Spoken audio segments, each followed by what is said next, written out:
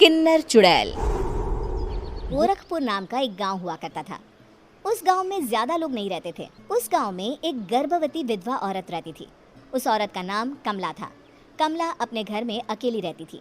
उसके पति की सारी जायदाद उसके नाम हो गई थी, पर सभी गांव वाले उस औरत को मनहूस औरत समझा करते थे और सभी उससे नफरत किया करते थे।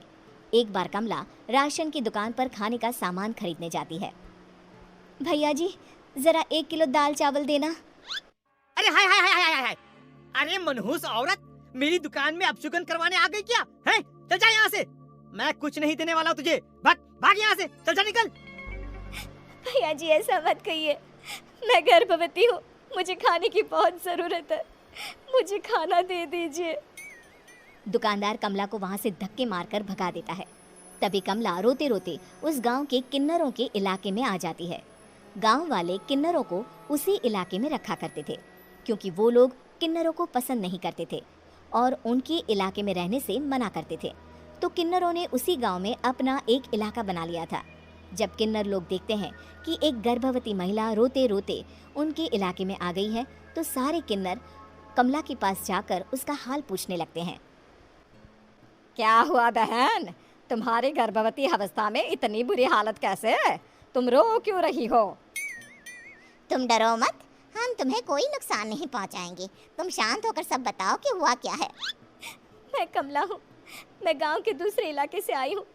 2 महीने पहले ही मेरे पति की मौत हुई है। मुझे गांव के लोग मनहूस मानते हैं, क्योंकि मैं विधवा हूँ और गर्भवती भी। वहाँ के लोग मुझे खाने के लिए कुछ बेचने के लिए भी तैयार नहीं, जिससे मेरा गुजारा नहीं हो रहा था। कोई बात नहीं कमला, हम तुम्हारा ख्याल रखेंगे। किन्नर लोग कमला को एक खाली घर में रहने के लिए जगह दे देते हैं और उसकी देखभाल भी करते हैं। कुछ ही महीने बाद कमला अपने बच्चे को जन्म देती है, पर अफसोस, कमला बच्चे को जन्म देते ही अपनी जान गंवा देती है। जब सब किन्नर बच्चे को देखते हैं तो बहुत खुश हो जाते हैं, क्योंकि वो बच्चा भी किन्नर ही था। कमला ने एक किन्नर बच्चे को जन्म दिया था। अब इस बच्चे की देखभाल कौन करेगा? हम तो इस बच्चे को गांव के दूसरे इलाके में भी नहीं भेज सकते। और तो क्या हुआ, इस बच्चे की माँ नहीं रही तो हम इसे पालेंगे। अब ये हमारे इलाके में रहेगा, हमारे साथ रहेगा। फिर वो किन्नर उस किन्नर बच्चे को गोद ले लेते हैं, उसका नामकरण कराते हैं। उस किन्नर बच्चे का नाम शक्ति रखा जाता है। देखते ही देखते शक्ति बड़ी होने लगती है।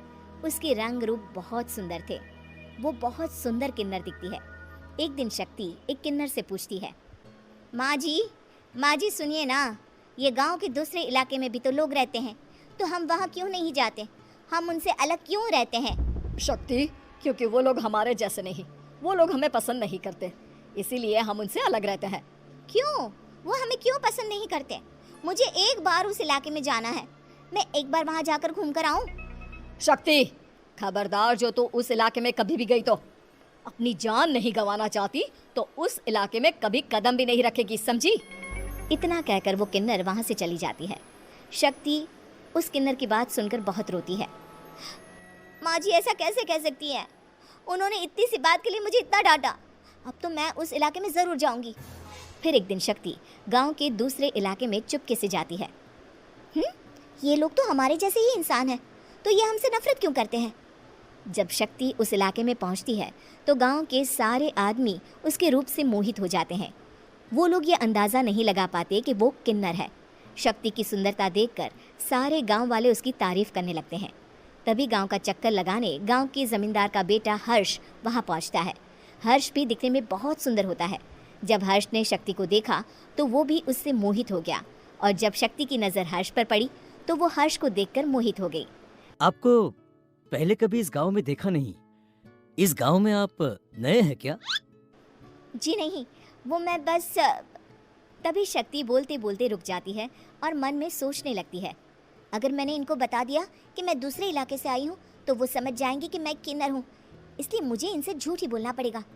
शक्ति हर्ष को कहती है, जी हाँ, मैं इस गांव में नई आई हूँ, यहाँ अकेली रहती हूँ। वैसे आप कौन हैं? आप भी इसी गांव में रहते हैं? जी हाँ, मैं इस गांव के जमींदार का बेटा हूँ। आपको किसी भी चीज की जरूरत पड़े तो आप मुझे बता देना, मुझे अच्छा लगेगा। ऐसे ही शक्ति और हर्ष एक दूसरे से रोज मिलने लगते। वो दोनों अपने प्यार का इजहार करने एक दूसरे से मिलने जाते हैं। तभी शक्ति का पीछा करते करते एक किन्नर वहां आ जाती है। शक्ति, शक्ति, मैं तुमसे बहुत प्यार करता हूँ। मैं तुमसे शादी करना चाहता हूँ। क्या तुम मुझसे शादी करोगी? हाँ हर्ष, मैं तुमसे शादी करूंगी, पर मैं तुमको अपने बारे में एक सच्चाई बताना चाहती हूँ जो मैंने तुमसे छुपा कर रखी है। तभी उनके बीच में ही वो किन्नर आ जाती है। शक्ति, तेरी हिम्मत कैसे हुई ऐसा करने की? वो किन्नर शक्ति को खींचकर गांव के जमींदार के पास ले जाती है। हर्ष भी वहां शक्ति को बचाने के लिए पहुंच जाता है।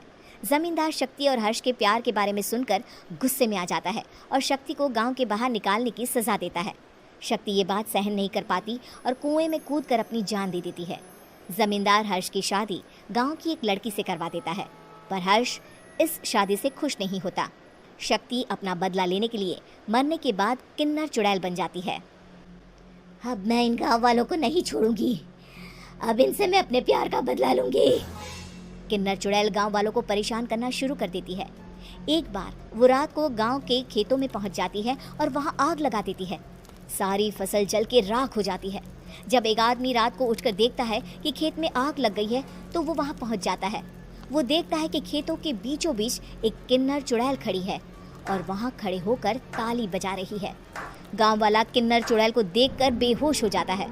जब सुबह उस आदमी को होश आता है तो वो सीधा जमींदार के पास जाता है। अरे जमींदार साहब, अरे वो किन्नर चुड़ैल ने मेरी सारी फसल जला दी। अब मैं क्या करूंगा? क्या होगा मेरा? जमींदार चुड़ैल किन्नर का नाम सुनते ही सब कुछ समझ जाता है। अब वो बहुत डर जाता है। उसी रात को जब जमींदार डर के मारे अपने कमरे में सो नहीं पाता, तभी वहां अचानक से किन्नर चुड़ैल आ जाती है। किन्नर चुड़ैल जोर जोर से जमींदार के आगे खड़ी होकर हंसने लगती है और ताली बजाने लगती है। जमींदार उस डरावनी किन्नर चुड़ैल को देखकर बहुत डर जाता है। तूने मेरे साथ बहुत बुरा किया, अब मैं तुझे जान से मार दूंगी। नहीं नहीं नहीं नहीं नहीं, मुझे माफ कर दो, मुझे मत मारो। मैं कभी ऐसा दोबारा नहीं करूंगा। अब तुम जो बोलोगी वही मैं करूंगा। ठीक है, मैं चाहती हूँ कि किन्नर इलाका गांव के इलाके से जुड़े और गांव का कोई भी आदमी किन्नर समाज से द्वेष ना करे, उससे नफरत ना करे, नहीं तो मैं सारे गांव को मार दूंगी। और तुम गांव में एक नया कानून बनाओ कि अगर किसी ने भी किन्नर समाज को हानि पहुंचाने की कोशिश भी करी या इनसे भेदभाव करने की भी कोशिश करी तो उनको कड़ी से कड़ी सजा मिलेगी। हाँ हाँ हाँ हाँ, मैं ऐसा ही करूंगा। तुम जो बोलोगी वो मैं करूंगा, पर मुझे जाने दो प्लीज। तब वो किन्नर चुड़ैल वहां से चली जाती है। गांव का जमींदार किन्नर चुड़ैल का कहा मानते हुए दोनों इलाकों को एक कर देता है और नया कानून भी लागू कर देता है। तब से वहां किन्नर समाज और बाकी गांव वाले शांतिपूर्वक रहने लगते हैं।